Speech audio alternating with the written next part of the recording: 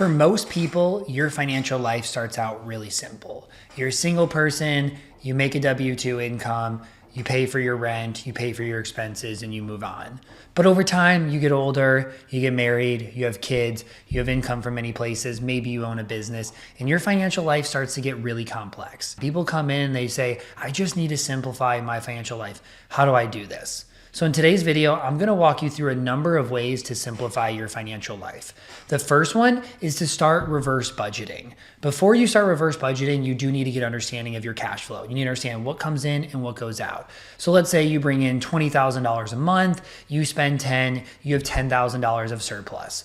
What reverse budgeting does is say, hey, I know I spend $10,000 a month, I have $10,000 extra. Let me automate that $10,000 out so the saving and investing happens first. This does two really good things for you. One, it stops you from overspending because you don't have so much extra money in the account. And two, it makes sure that you invest more because it makes sure that you don't overspend.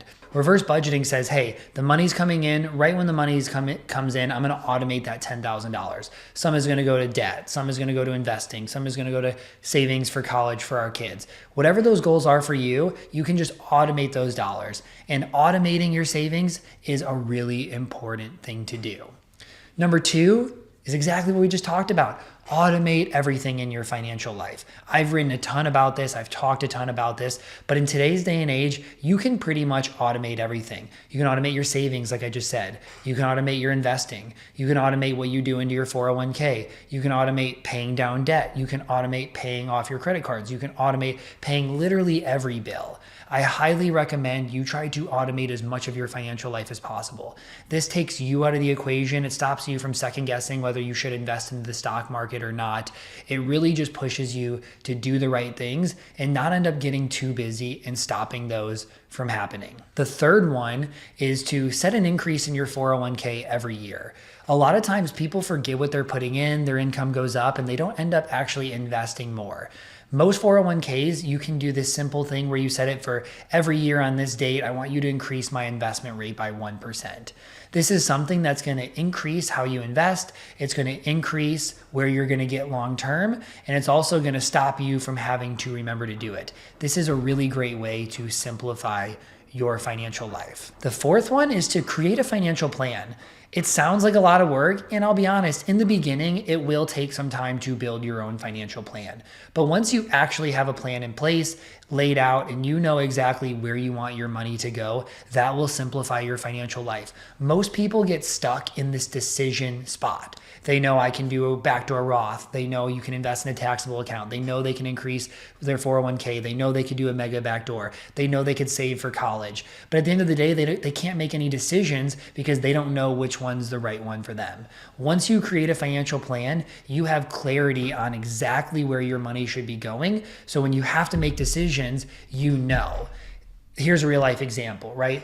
Bonus comes in, you get $50,000. Most people say, oh, what do I do? Do I just save it? I don't know if I should put it in the market. I don't know if I should pay down debt. But if you know, hey, in the next 2 years, our goal is to do a home project, you know that when these funds come in, that is the best place for them to go. Or maybe you know, hey, our goal is to pay for all of college in the next 2 years so we never need to invest again. Well, hey, when extra dollars come in, you can speed up that goal. Having the goal laid out, having the accounts, having exactly what you need to do laid out is going to make your financial life way simpler. The next one is to use some budgeting tool. I get it. I hate budgeting. You hate budgeting. I don't think you need to budget on a monthly basis to see exactly where your money is going, but you do need to continue to track your spending to ensure you're spending a reasonable amount. If you started this year spending 10K, you don't pay any attention to this, you have a ton of extra money in your checking account.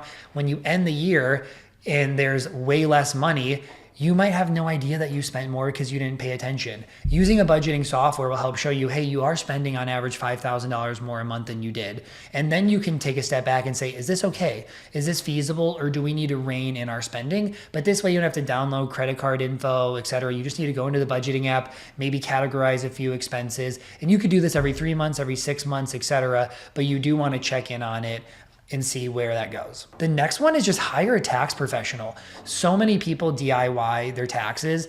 and it takes them 20, 30, 40 hours. If you make good money, this is a waste of your time, waste of your money, waste of your attention.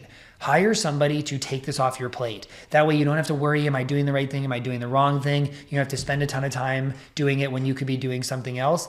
I promise you, you can find a good tax person who will simplify your life, help you make good decisions, make sure everything is done well, and then you can move on from there. These are the most common ways to make your financial life simpler.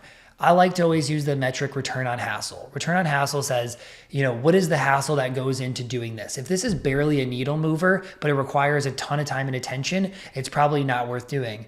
On the flip side, if it's something that moves the needle a lot and it's barely any work, it probably is something worth doing.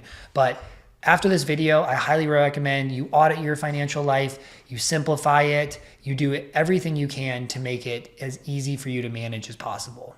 Thank you for watching. If you enjoyed this video, please leave a like and go subscribe to my channel for more personal finance content.